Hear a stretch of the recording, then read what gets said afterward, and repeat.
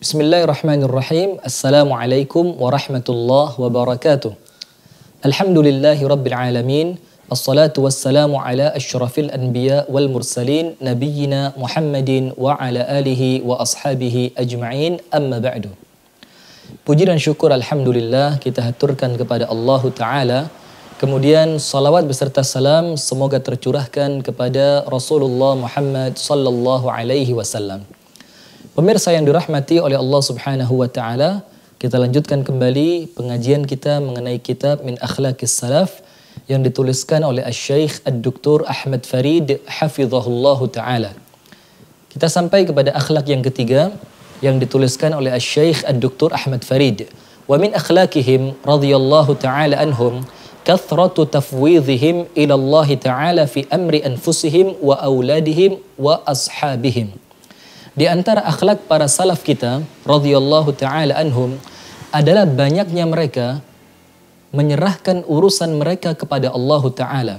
Di dalam urusan keluarga mereka, anak-anak mereka, dalam urusan diri mereka, dan urusan apapun yang mereka sedang lakukan.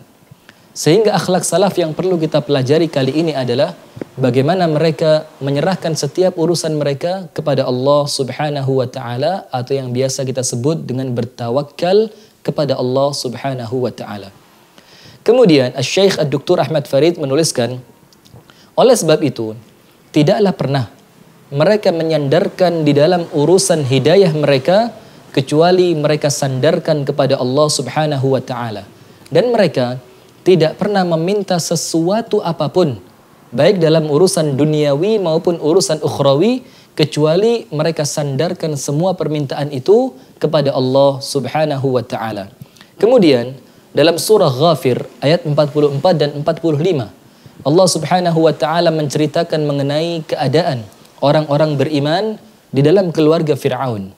Allah Subhanahu wa Ta'ala menjelaskan, wa ufawwidhu amri ilallah innallaha basirum bil ibad.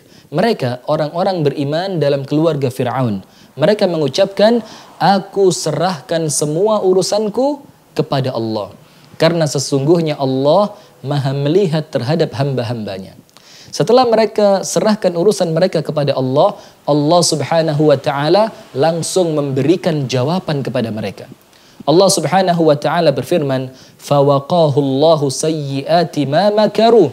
Allah selamatkan mereka dari makar alu Fir'aun. Allah selamatkan mereka orang-orang yang beriman dari makar Fir'aun dan bala tentaranya. Wa haqa bi ali fir'auna su'ul azab. Dan terjadilah kepada Fir'aun dan seluruh bala tentaranya azab yang sangat mengerikan.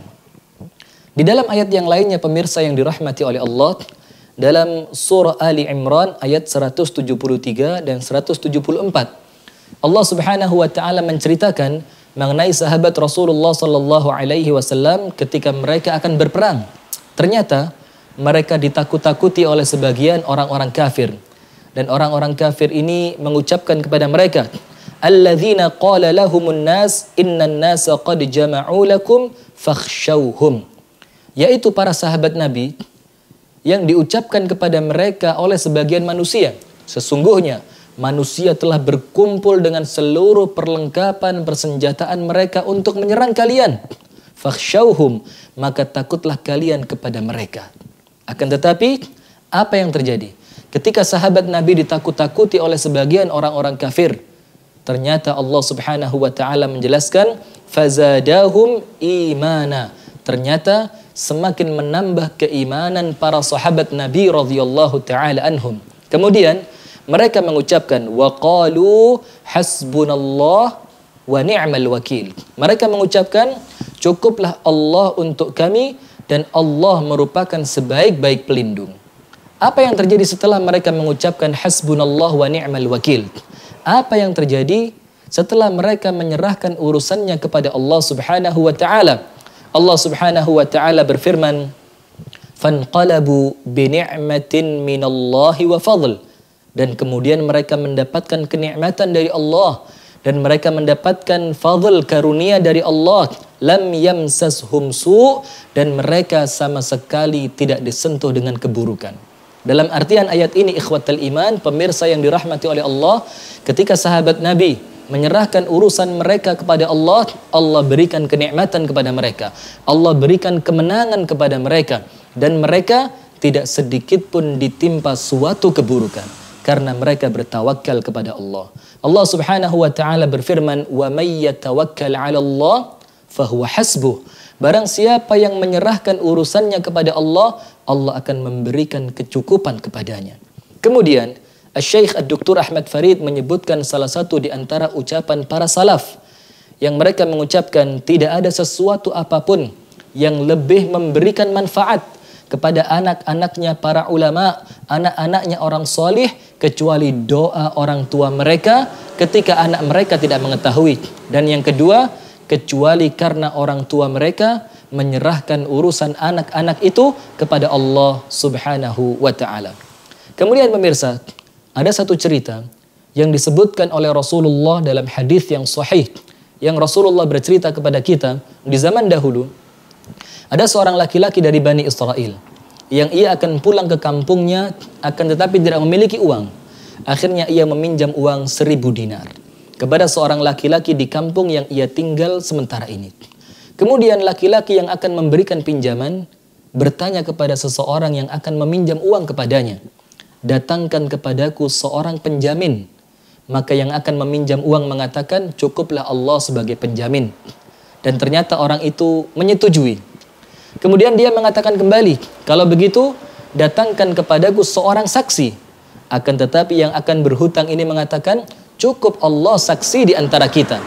Dan subhanallah, orang yang akan memberikan hutang itu pun meridhoi Allah sebagai penjamin dan Allah sebagai saksinya.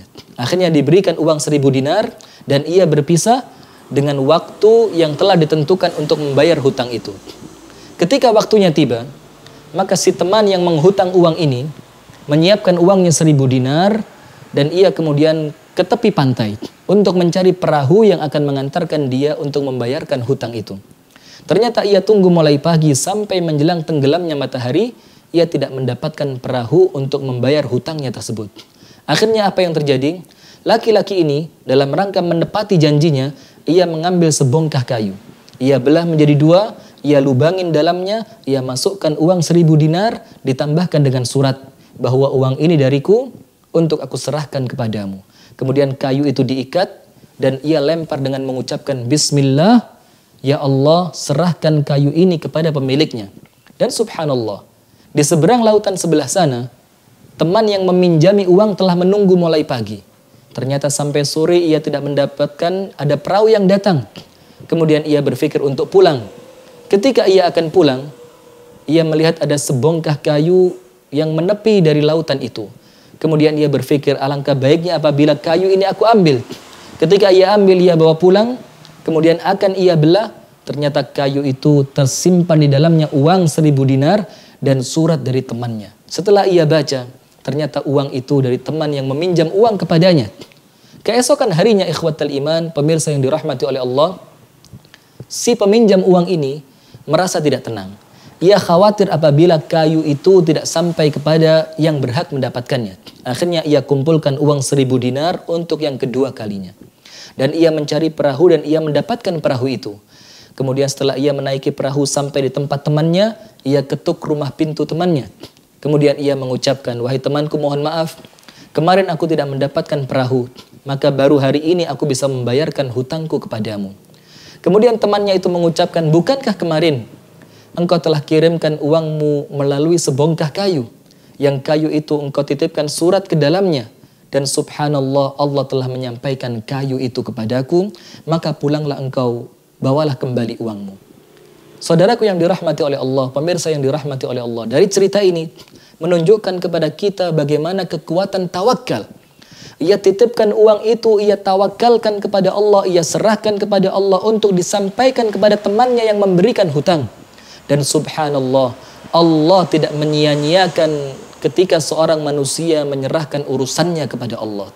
Maka saudaraku yang dirahmati oleh Allah, marilah dalam rangka mengikuti jejak salafun salih, kita ikuti bagaimana kekuatan tawakal mereka kepada Allah.